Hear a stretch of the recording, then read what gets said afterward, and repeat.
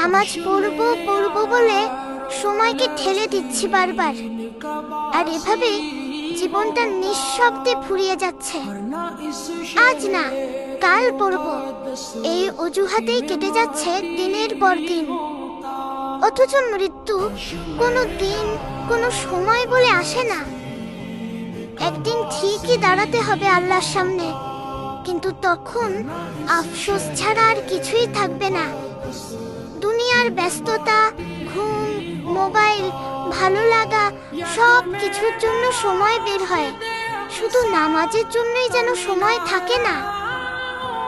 হয়তো এটাই শেষ সুযোগ, হয়তো আরেকটা ফজর পাবো না, আরেকটা আজান শোনার ভাগ্য হবে না। তাই আজ থেকেই শুরু হোক ফিরে আসা, সিজদায় মাথা রাখার সেই শান্তি খোঁজার পথটা।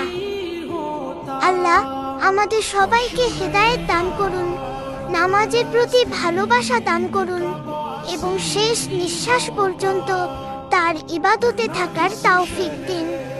আমিন।